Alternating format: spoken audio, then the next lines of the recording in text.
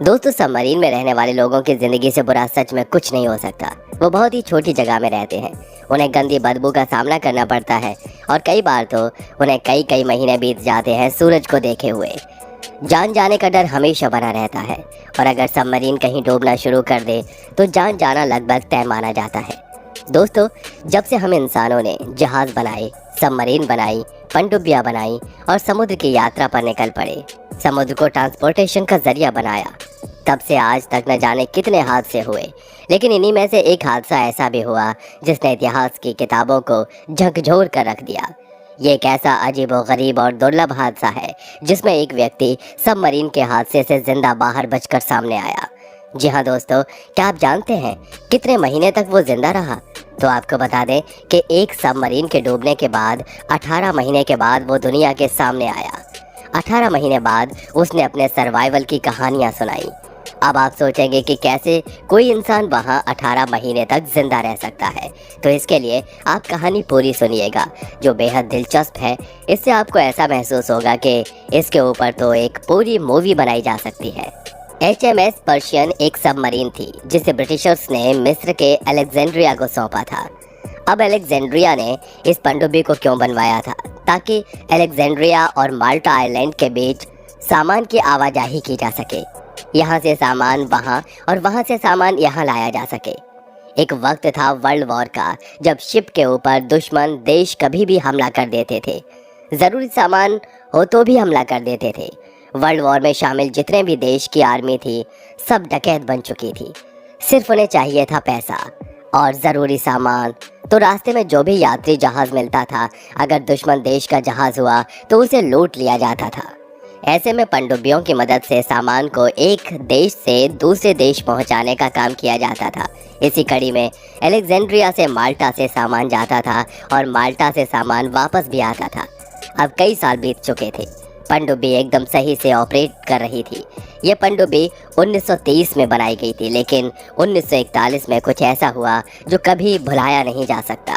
जी हाँ, 1941 के दिसंबर 6 तारीख की रात में लगभग 10 बजे माल्टा से अलेक्जेंड्रिया की तरफ से सामान ढोकर ये पनडुब्बी वापस अलेक्जेंड्रिया की ओर आ रही थी और इसमें 59 पनडुब्बी के स्टाफ मौजूद थे और 2 इसमें यात्री थे। इन्हीं 2 यात्री में से थे एक जॉन केप्स।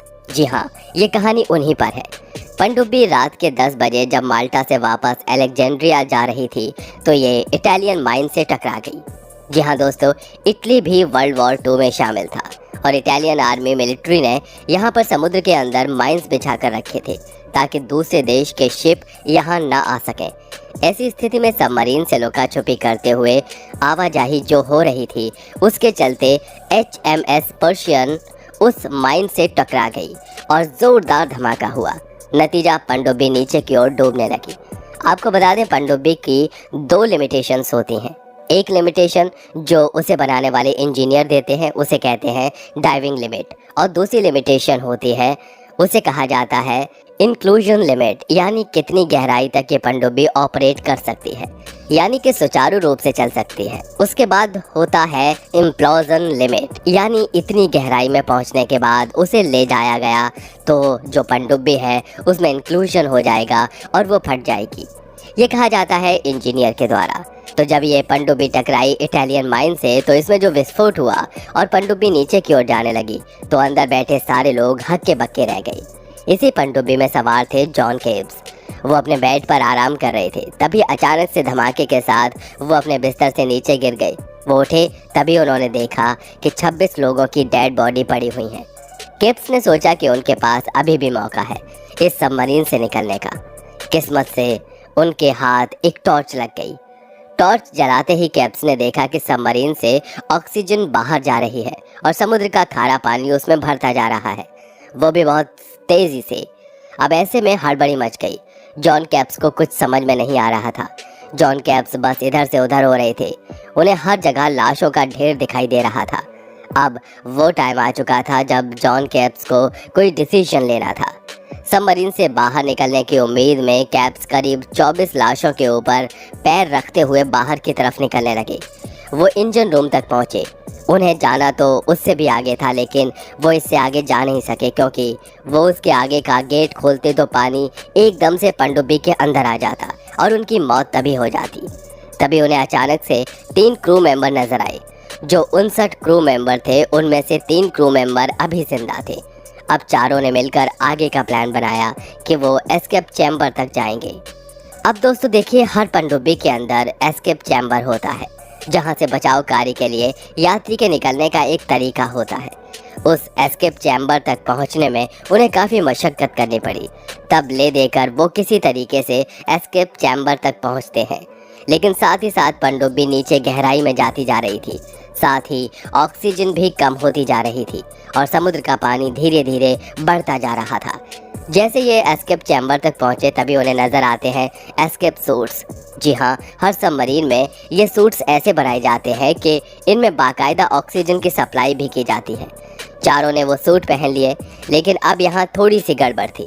ये जो गहराई थी जहाँ पर पनडुब्बी नीचे जाकर टकरा गई थी, इतनी गहराई में ऑपरेट करना बड़ा ही मुश्किल होता है।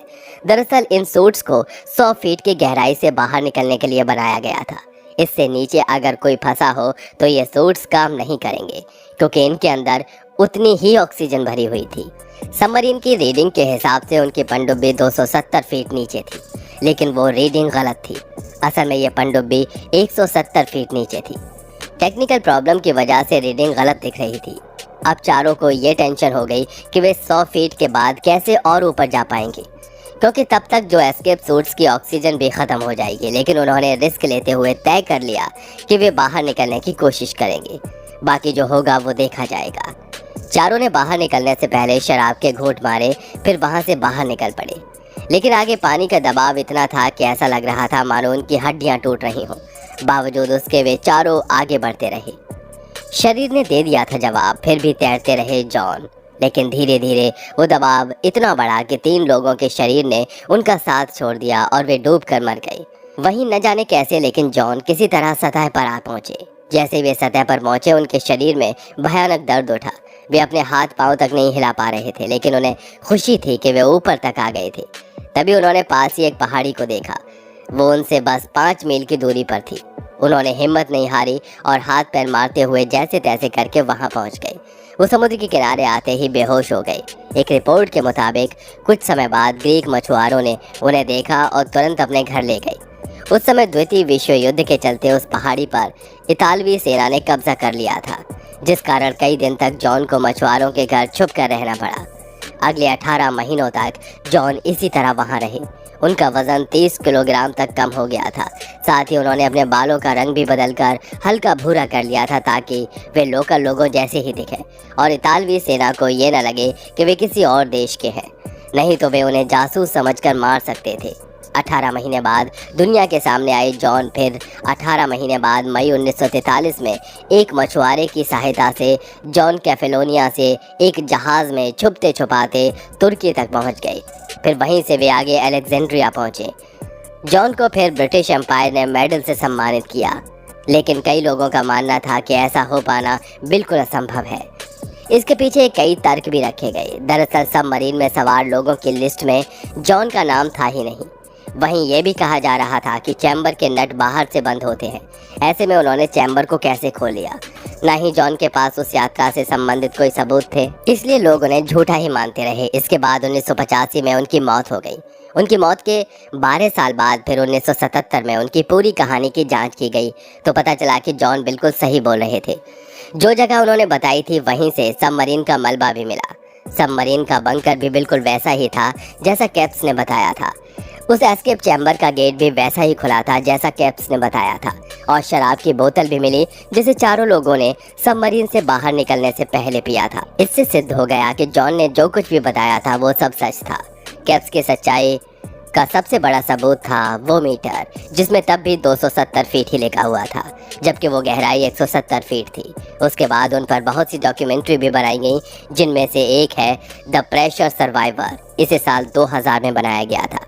तो दोस्तों, क्या आप इस हादसे के बारे में पहले से जानते थे? हमें कमेंट में बताएं। वीडियो कैसी लगी ये भी बताएं, और वीडियो पसंद आई हो तो लाइक करें। चैनल को सब्सक्राइब करके बेल आइकन को प्रेस करना बिल्कुल मत भूलिए।